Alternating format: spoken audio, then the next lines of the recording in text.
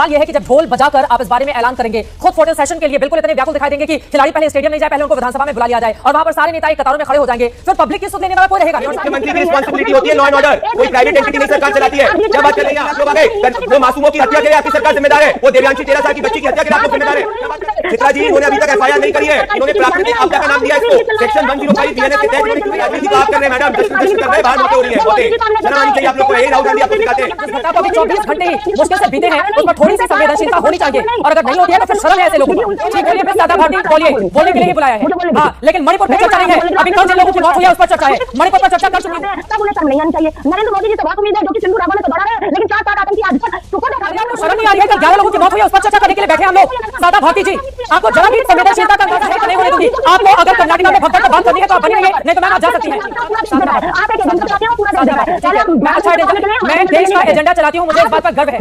एक महिला इतनी असंवेदनशील कैसे हो सकती है करने के लिए? नहीं बिल्कुल गलत, यह असंवेदनशील का आरोप लगाना बंद कीजिए। जय श्री राम दोस्तों, कैसे आप? आई होप सारे स्वस्थ होंगे और मस्त होंगे। आज की डिबेट में देखेंगे कांग्रेस प्रवक्ता की ऑन एयर बेइज्जती का लाइव टेलीकास्ट। जी हां, कांग्रेस के प्रवक्ताओं ने शायद ठान ही लिया है कि हर डिबेट में जाकर अपनी फजीहत करवानी है और इस बार लाइन में थी कांग्रेस की प्रवक्ता साधना भारती। मामला था आईपीएल जीतने के बाद बेंगलुरु में हुए सेलिब्रेशन का, जहां भीड़ इतनी बेकाबू हो गई कि भगदड़ मच गई और 12 लोगों की जान चली गई, कई घायल भी हुए।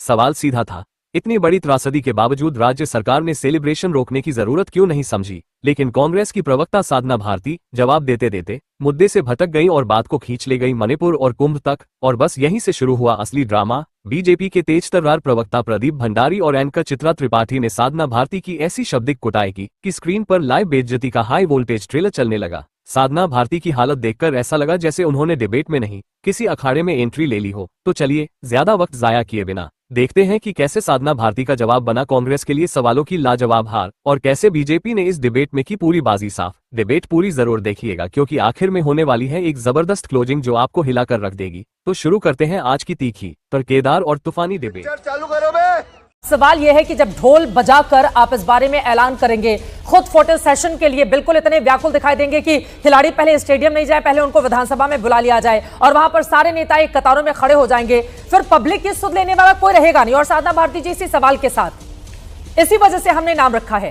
कि लोग मरते रहे, जश्न जारी रहा और फोटो सेशन में सारा का सारा सरकार में महकमा, चाहे सिद्धारमैया हो, deputy CM DK Shivakumar हो, सबके सब लोग लगे रहे। महाकुंभ पर खूब राजनीति देखी हमने कांग्रेस पार्टी की ओर से, फिर इसकी भी जिम्मेदारी और जवाबदेही लेनी चाहिए आप लोगों को। नहीं देखिए, हमारी सरकार है, वहाँ जिम्मेदारी हमने ली है, पूरी तरीके से ली है। और दूसरी चीज मैं सबसे पहले कहूंगी कि जिन लोगों की वहाँ मृत्यु हुई, जो इस हादसे का शिकार हुए, मैं उनके लिए संवेदनाएं व्यक्त करती हूँ और इस तरह का हादसा नहीं होना चाहिए, चाहे वो किसी की भी सरकार हो, बिल्कुल स्पष्ट तौर पर मैं ये कहूंगी।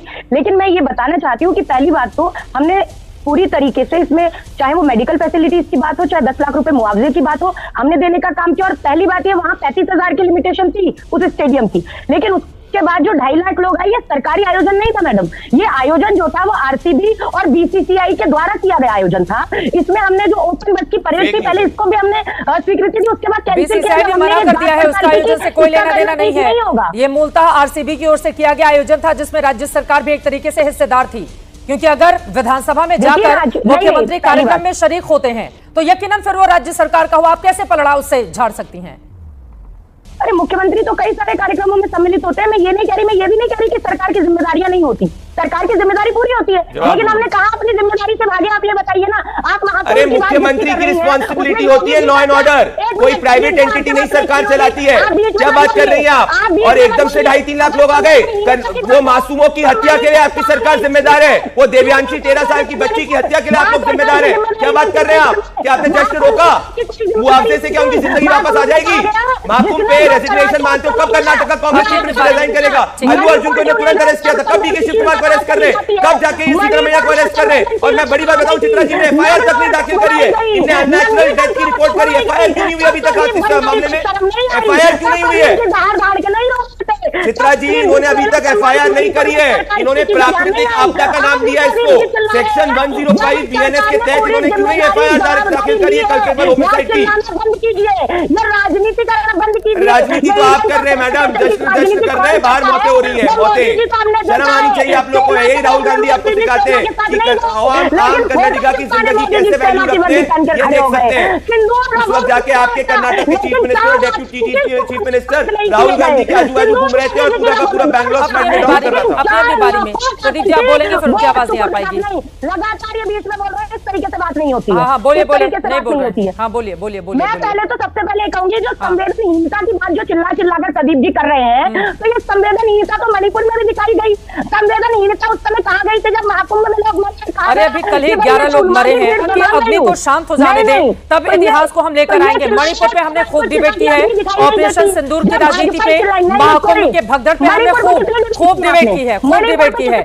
अभी 11 लोगों की चिता ठंडी नहीं हुई है साधना जी, अभी ठंडी नहीं हुई है 11 लोगों की चिता। और मुझे शर्म आ रही है कि आप इस तरह की बातें, जिसके घर के लोग मारे गए हैं उनके घर वालों के प्रति थोड़ी सी संवेदनशीलता कांग्रेस पार्टी के प्रवक्ताओं को रखनी चाहिए। मणिपुर को, महाकुंभ को अभी लेकर आप आ जाएंगे तो उन 11 लोगों के बारे में कौन सोचेगा, कौन सोचेगा? उनकी चिता को ठंडा हो जाने दीजिए, फिर आप सोचते रहिएगा। वो उसी बेंगलुरु के, उसी कर्नाटका के लोग हैं, वहीं के लोग हैं। और मुझे लगता है कि थोड़ी सी संवेदनशीलता आप लोगों को अपने शब्दों में लेकर आनी चाहिए। आपको नहीं मैडम साधना भारती जी, आप मुझ पर भाजपा का आरोप लगा लीजिए, आप उस पर किसी का भी आरोप लगा लीजिए, सच से मुंह नहीं मोड़ा जा सकता है। शर्म आपको आनी चाहिए मिस साधना भारती। अगर 11 लोगों की मौत पर कांग्रेस पार्टी की प्रवक्ता इस तरह की बेहूदी बातें करेगी तो मैं टोकूंगी आपको। ये बहुत गलत बात है साधना भारती जी, ये बहुत गलत बात है। मैं आपसे क्या कह रही हूँ, 11 लोगों की चिता ठंडी हो जाने दीजिए। पूरे देश को पता है कि जांच में क्या निकलने वाला है, पूरा देश आपसे उम्मीद भी नहीं कर रहा है, पूरा देश उम्मीद भी नहीं कर रहा है। लेकिन कम से कम जिस घटना को अभी 24 घंटे ही मुश्किल से बीते हैं उस पर थोड़ी सी संवेदनशीलता होनी चाहिए। और अगर नहीं होती है तो फिर शर्म है ऐसे लोगों पर। ठीक है, जरा सोचिए जिसके घर के लोग मारे गए होंगे उसके घर में इस समय मातम पसरा होगा। नहीं ऐसे नहीं चलता चित्रा त्रिपाठी जी। बोलिए बोलिए मिस साधना भारती, बोलिए, बोलने के लिए ही बुलाया है।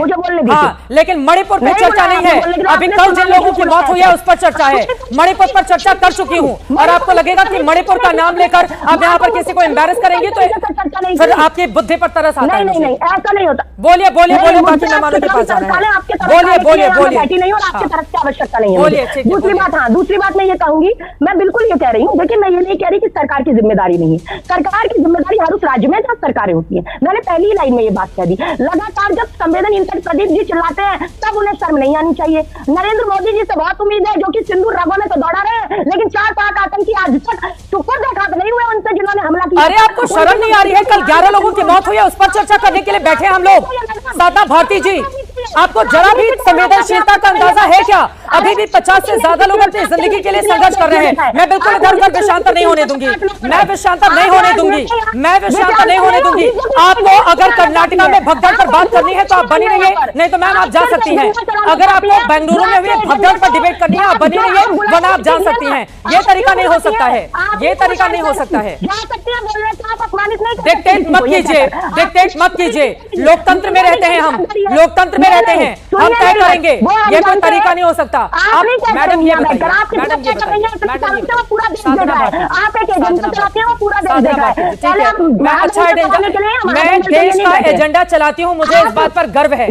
मैं देश का एजेंडा चलाती हूँ, मुझे गर्व है।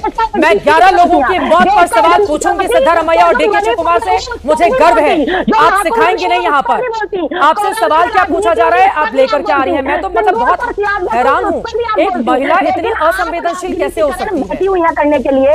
नहीं बिल्कुल नहीं, गलत। ये आप असंवेदनशील का आरोप लगाना बंद कीजिए। आप ही के साथ कितनी ही डिबेटों में मैंने लगातार आम जनता के मुद्दे उठाए और उन पर सवाल पूछे। आपने तब भी मुझे 11 लोगों की मौत से इधर उधर नहीं भटकेंगे, सीधे आपके पास आते हुए अनुराग भदौरिया जी।